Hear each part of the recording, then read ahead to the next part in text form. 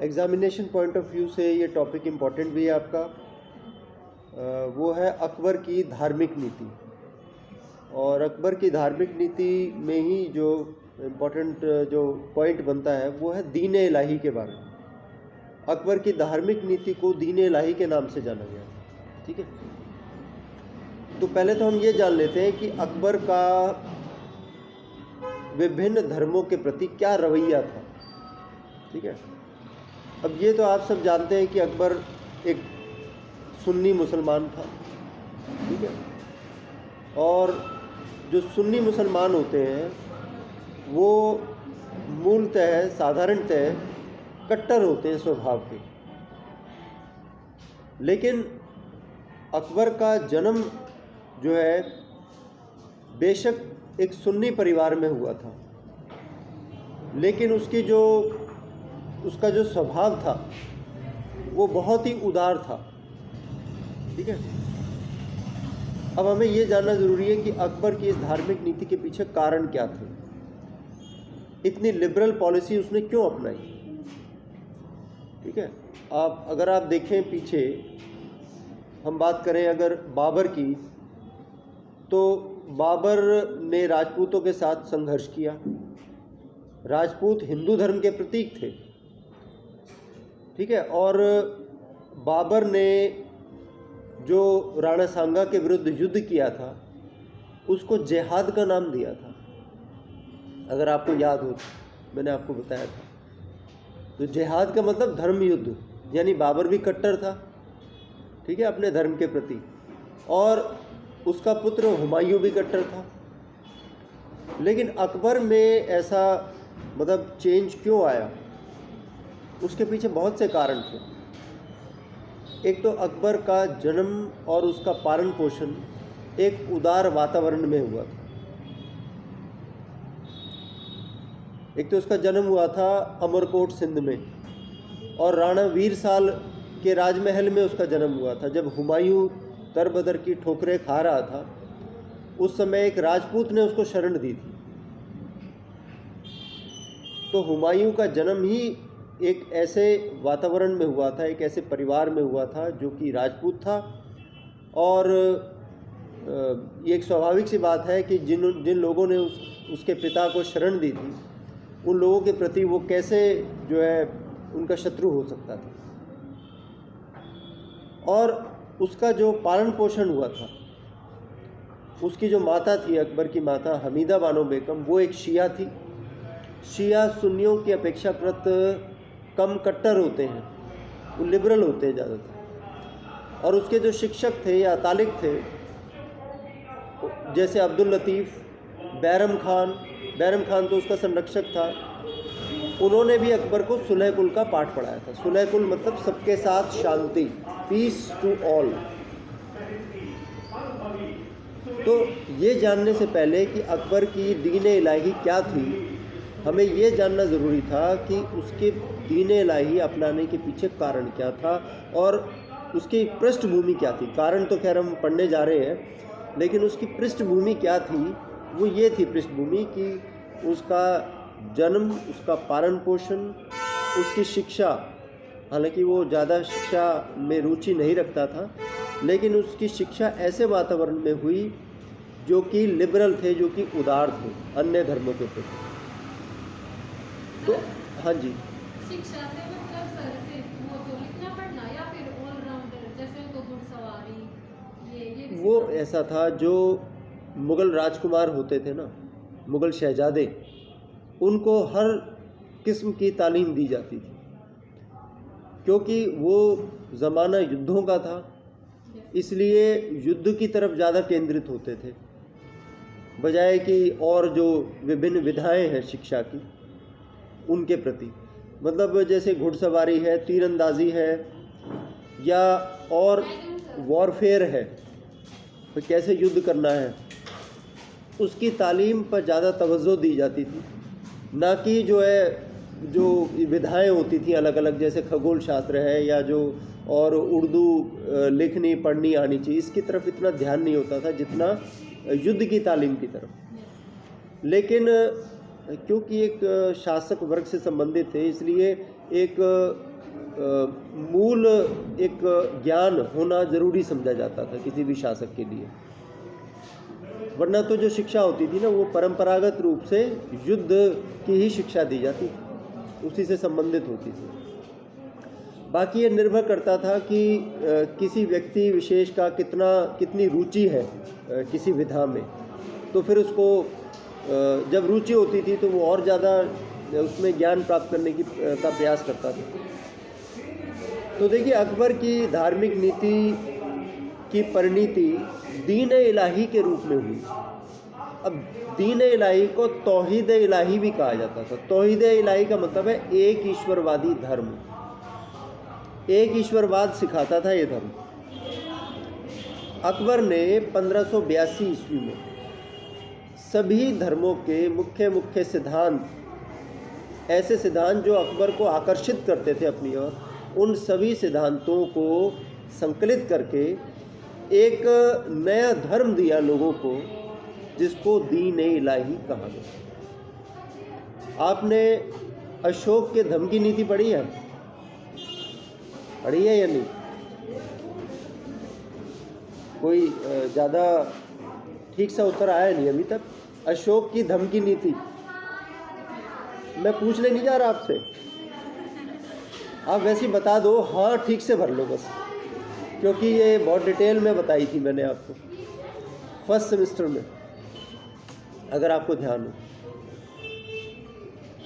तो अकबर की अशोक की धर्म की नीति क्या थी? सभी धर्मों का सार मैंने आपको बताया था। तो ये भी जो है ना, अकबर की जो दीन इलाही थी, ये भी एक तरह से सभी धर्मों का सार था।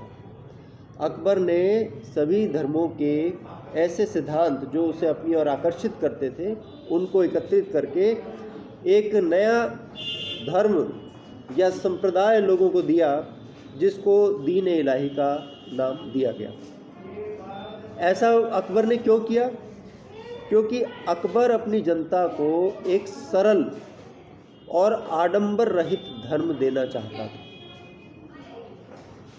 जैसे देखिए, बुराइयां तो हिंदू धर्म में भी आ गई थी, इस्लाम धर्म भी बुराइयों का शिकार हो गया था। और मैं बताऊँ, अकबर की ऐसी प्रवृत्ति थी, उसकी ऐसी नेचर थी कि वो धर्म के बारे में जानने का बड़ा उत्सुक था। वो समय समय पर धर्म सभाओं का आयोजन भी किया करता था। शायद आपको पता हो, 1575 ईस्वी में उसने फतेहपुर सीकरी में एक भवन का निर्माण करवाया, जिसका नाम था इबादत खाना। आपने सुना हो कभी? इबादत खाना में क्या होता था, कोई बता सकता है? विभिन्न धर्मों के जो विद्वान होते थे ना सब, वे अपने जो धर्म है उनके सिद्धांत बताते थे। ठीक कहा आपने। हाँ, अकबर समय समय पर विभिन्न धर्म के विद्वानों को, जो धर्म के ठेकेदार बनते थे विभिन्न धर्मों के, चाहे वो इस्लाम हो, चाहे वो हिंदू धर्म हो, चाहे जैन धर्म हो, ईसाई धर्म हो। जैसे ईसाई धर्म के फादर मॉन्सरेट को उसने आमंत्रित किया था। जैन धर्म के जिन विजय सूर्य, हीरा विजय सूर्य को उसने आमंत्रित किया था। अलग अलग धर्मों के लोगों को वो इकट्ठा किया करता था। और जैसे होता ना, जैसे एक सेमिनार या कॉन्फ्रेंस होती है, जब बहुत से लोग इकट्ठा करके एक बात पर चर्चा करते हैं, तो इस तरह की धर्म सभाओं का वो आयोजन किया करता था। क्योंकि उसने देखा कि उसके धर्म के जो लोग हैं, यानी इस्लाम धर्म के जो मौलवी मुल्ला हैं, ये तो आपस में लड़ते झगड़ते रहते हैं। वो बहुत उत्सुक था ये जानने में कि सच्चाई क्या है। ये जो धर्म अलग अलग बातें करते हैं, मुख्तलिफ किस्म के ख्याल हैं उनके, तो वास्तव में सच्चाई क्या है, वो ये जानने का प्रयास करता था। और इन धर्म सभाओं में फिर वो निष्कर्ष पे पहुंचा करता था। उसे यह लगता था कि सच्चाई केवल इस्लाम धर्म में नहीं है, सच्चाई किसी भी धर्म में हो सकती है। तो वो ये जानने का प्रयास करता था। अब देखिए, कई इतिहासकार कहते हैं कि अकबर ने ये एक अलग धर्म स्थापित कर दिया था, लेकिन कुछ विद्वान इससे सहमत नहीं है। अलग धर्म का मतलब क्या हुआ? अलग धर्म का मतलब ये हुआ कि एक अलग धार्मिक पुस्तक, एक अलग धर्म स्थान, ऐसा तो कुछ नहीं था अकबर की दीन इलाही में। कोई निश्चित स्थान नहीं था। इबादत खाना में तो बस सभाएं हुआ करती थी, इस धर्म की सभा थोड़ा ना हुआ करती थी दीन इलाही। और इसका कोई उपासना स्थल या मंदिर नहीं था या मस्जिद नहीं थी इस तरह की, क्योंकि ये तो इस्लाम से भिन्न था, इस्लाम से अलग था। आप ये ना सोचिए कि अकबर इस्लाम धर्म का अनुयायी था तो उसने इस्लाम के लिए ही ये धर्म की स्थापना की थी, ऐसा नहीं था। इसका कोई पुरोहित या मौलवी वर्ग नहीं था कोई अलग से।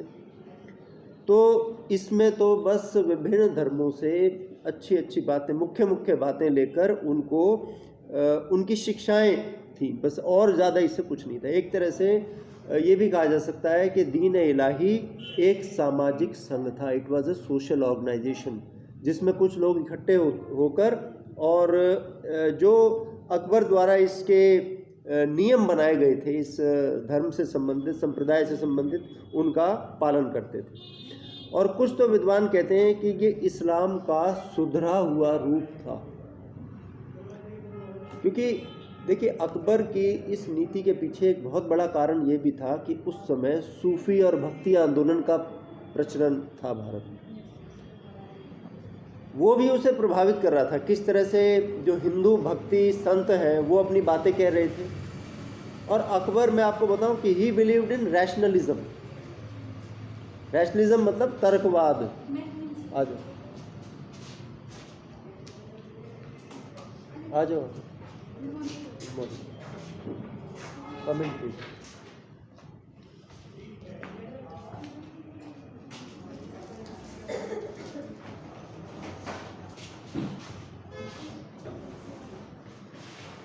तो देखिए अकबर जो है तर्कवादी था, हर एक चीज़ को वो तर्क की कसौटी पर परखने का प्रयास करता था। तो ये जो धर्म उसने स्थापित किया ये भी एक तरह से तर्कवाद पर आधारित था। क्या वो बंद नहीं हो पा रहा?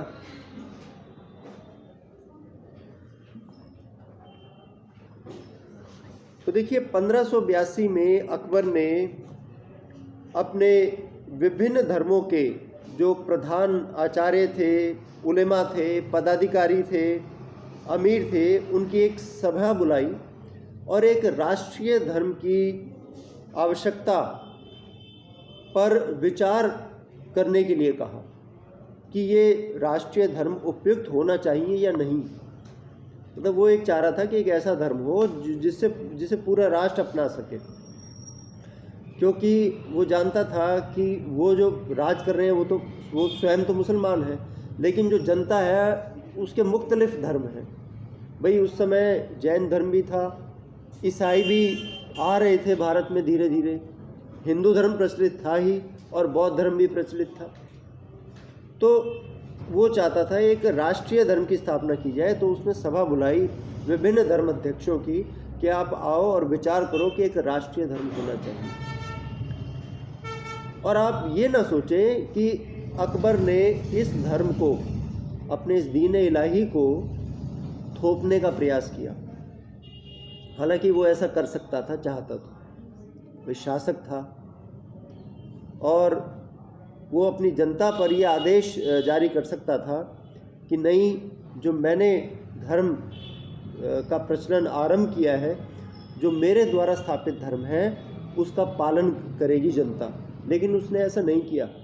और आपको जान के आश्चर्य होगा कि उसके जो दरबारी थे, दरबारियों पर भी कोई पाबंदी नहीं थी कि उन्हें वो धर्म अपनाना ही पड़ेगा, ऐसा कुछ नहीं था।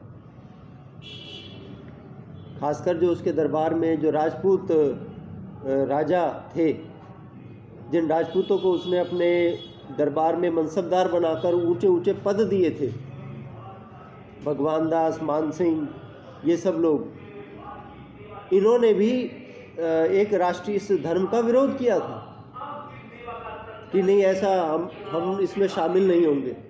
और उस विरोध का कोई रिएक्शन नहीं हुआ अकबर की तरफ से, क्योंकि अकबर ने कभी भी उसको पाबंद नहीं किया कि भाई ये धर्म उन्हें अपनाना पड़ेगा, एक नया धर्म। तो ये इसकी खास बात थी। अगर वो चाहता तो ऐसा कर सकता था, एटलीस्ट फॉर द कोर्टियर्स। भाई कोई वो नीति लागू कर रहा है या वो कोई किसी चीज़ को एंडोर्स कर रहा है, शासक, तो आम जनता में बनता है कि उसको फॉलो करे। जैसे अशोक के धर्म को जनता ने फॉलो किया था, अशोक ने भी थोपा नहीं था, लेकिन उन्होंने भी फॉलो किया था। लेकिन अकबर के दरबारियों तक ने इसको फॉलो नहीं किया, राजा बीरबल को छोड़कर। जो राजा बीरबल थे ना अकबर के दरबार में, उनको छोड़कर बाकी किसी भी राजपूत ने इस दीन इलाही को नहीं अपनाया था। अब प्रश्न ये है कि दीन इलाही के क्या नियम थे, क्या था ये? तो देखिए, सबसे पहले इसमें इसका सदस्य बनने के लिए लोगों को दीक्षा लेनी होती थी। दीक्षा लेने के लिए उसको अबुल फजल के पास जाना पड़ता था। अब आप कहेंगे अबुल फजल कौन है, जानते हो? नाम सुना है आपने अबुल फजल का? कौन थे? कवि थे सर। यस, आईन अकबरी या अकबरनामा के लेखक थे अबुल फजल, और इतिहासकार थे अकबर के दरबार में। और अबुल फजल के एक भाई थे जिनका नाम था Faizi. He was a poet, Faizi कवि थे। फजल फैज़ी ऐसे याद रखें ना, फजल तो राइटर थे, फैज़ी कवि थे। तो अबुल फजल के पास जाना पड़ता था, जो इस धर्म का, दीन इलाही का उच्च आचार्य था, ठीक है ना, यानी शिक्षक।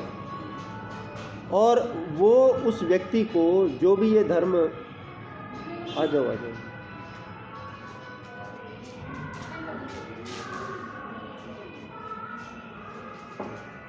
कोई बात नहीं, कोई बात नहीं।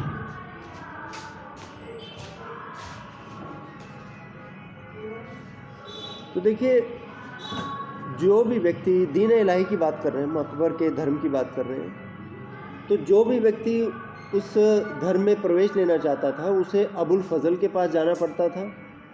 और वो इस धर्म का सबसे बड़ा आचार्य था। वो उस व्यक्ति को, जो भी इसमें शामिल होना चाहता था, उसे धर्म के इरादे बताता था, उसकी पवित्रता, उसकी सच्चाई के बारे में बताता था, मतलब ये धर्म क्या है, उसको ये समझाता था।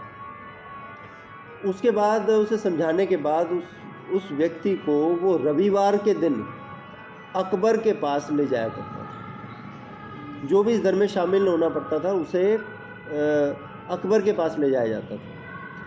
और वो जो व्यक्ति होता था, वो अपनी पगड़ी उतार कर अपने हाथों में लेकर अपना जो मस्तक था वो सम्राट के चरणों में रख देता था। फिर अकबर उसकी पगड़ी उसके सर पे पहना देता था और उसे एक शस्त्र यानी अंगूठी, उस धर्म के नाम की अंगूठी उसको पहनाया करता था, जिस पे अल्लाहु अकबर लिखा होता था। ठीक है, ये जो अल्लाहु अकबर है ना, ये उनका ग्रीटिंग हुआ करता था। जैसे हम लोग आपस में जो ग्रीटिंग जो शेयर करते हैं, वो हम बोलते हैं नमस्कार, नमस्ते, है ना, गुड मॉर्निंग या अस्सलाम वालेकुम, तो पलट के वो बोलते हैं वालेकुम अस्सलाम, है ना। इसी तरह से अल्लाहु अकबर जो उनकी ग्रीटिंग हुआ करती थी, वो अंगूठी पर भी लिखी होती थी। सर संडे को छुट्टी होती थी, इसलिए ले जाते थे। नहीं, संडे की छुट्टी वो वैसे ही बस संडे का दिन निश्चित कर रखा था। ऐसा उस समय संडे की छुट्टी का ऐसा कोई प्रावधान नहीं था। उस टाइम था बाकी संडे, मंडे, ट्यूसडे। नहीं, उस समय तो कहाँ था, ये तो अंग्रेजी सिस्टम में आता है। और वैसे भी आप अगर जानते हो, जो मुस्लिम कंट्रीज़ हैं उनमें रविवार को छुट्टी नहीं होती, उसमें शुक्रवार को छुट्टी होती है। शुक्रवार को जुम्मा कहा जाता है और जुम्मे की सामूहिक नमाज की अदायगी होती है उस दिन। आपने देखा होगा, जो यहाँ भी जो मुस्लिम जो कुछ जैसे बढ़ई हैं या और किसी प्रोफेशन में जो मुस्लिम वगैरह काम करते हैं, घरों में ज़्यादातर जो कंस्ट्रक्शन का काम है ना, ये चिनाई वगैरह, ये लकड़ी का काम, ये ज़्यादातर मुस्लिम्स करते हैं। और हमने देखा है अक्सर वो जुम्मे के दिन छुट्टी करते हैं, संडे को छुट्टी नहीं करते वो, क्योंकि जुम्मे की जो नमाज होती है ना उस सामूहिक नमाज पढ़ी जाती है, वो पढ़ी जाती है मस्जिदों में, तो मस्जिदों में जाकर नमाज पढ़ते हैं, इसलिए वो छुट्टी करते हैं उस दिन, और ये एक तरह से उनका रेस्ट डे भी हो जाता है। हर एक के अपने अपने मायने हैं। बाकी ये संडे मंडे ट्यूसडे तो ये तो वेस्टर्न कंस्ट्रक्शन है एक तरह से।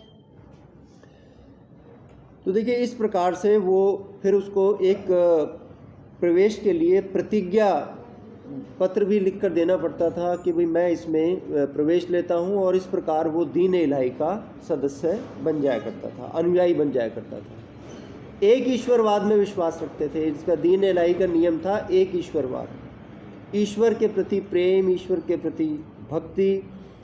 और इसी तरह से मैंने आपको बताया कि दीन इलाही के जो सदस्य थे वो एक दूसरे को अल्लाहु अकबर कहकर संबोधित करते थे, और बदले में जैसे अस्सलाम वालेकुम, वालेकुम अस्सलाम, तो बदले में जल्ले जल्लाहू कहा जाता है। जैसे मैं अगर आपको बोलूँगा अल्लाहु अकबर, तो आप बदले में बोलोगे जल्ले जल्लाहू। अल्लाहु अकबर का मतलब समझते हो क्या है? नहीं सर। अकबर का मतलब समझते हो क्या होता है? महान। अल्लाहु अकबर यानी अल्लाह महान है, ठीक है। और जल्ले जल्लाहू का क्या मतलब है? इसका मतलब है मे हिज ग्लोरी बी ग्लोरीफाइड, उसकी महिमा और ज़्यादा महिमा पूर्ण हो, ठीक है ना। मे हिज ग्लोरी बी ग्लोरीफाइड। तो इस तरह से उनका आपस में संबोधन होता था। दीन इलाही के सदस्य उदारता और दानशीलता में विश्वास रखते थे। उनको मतलब ये एक खास बात थी, क्योंकि किसी भी जैसे जो धर्म हम पढ़ते हैं, हालांकि ऑल रिलीजन्स टीच टॉलरेंस, लेकिन ऐसे अलग से नहीं लिखा होता था। लेकिन इसके जो नियम बना रखे थे उसमें धार्मिक सहनशीलता को तवज्जो दी गई थी।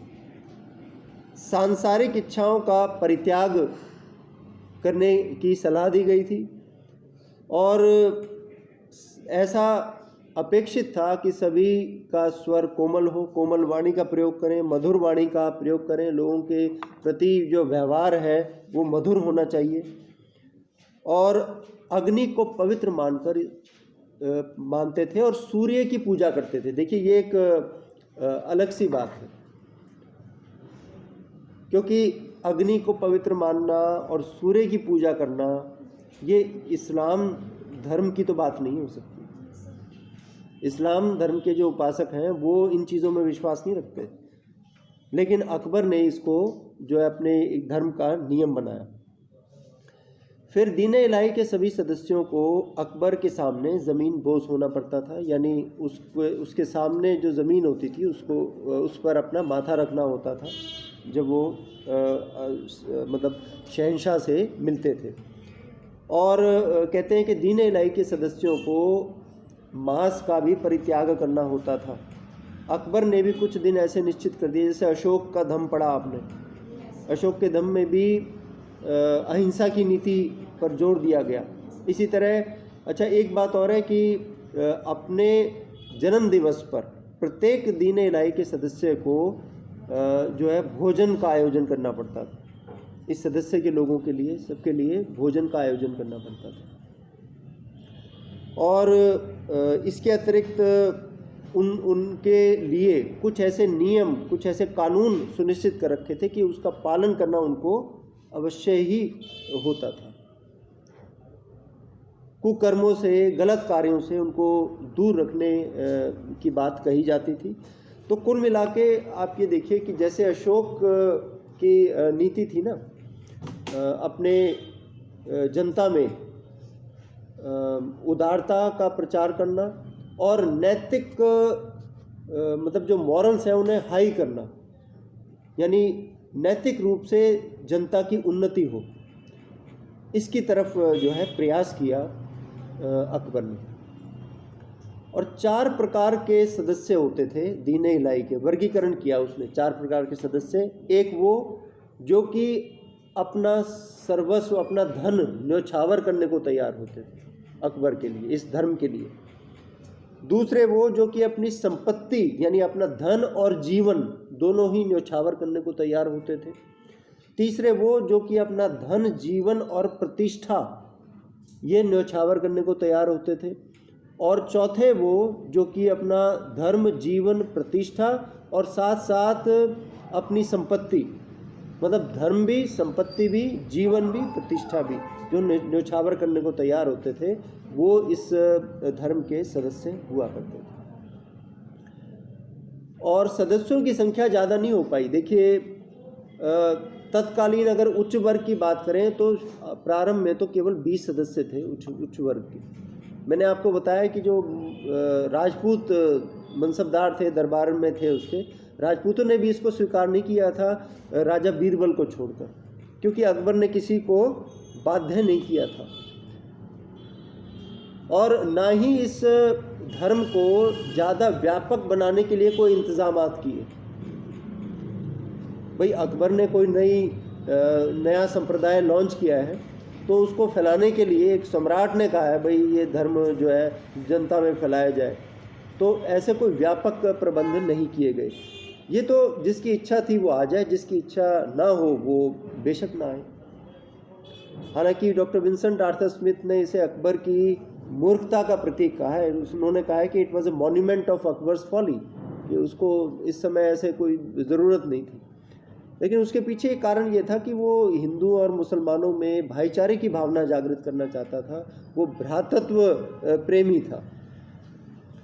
तो इस तरह के उसके विचार थे। ये जो उसके दीन इलाही या तौहीद इलाही यानी एक ईश्वरवादी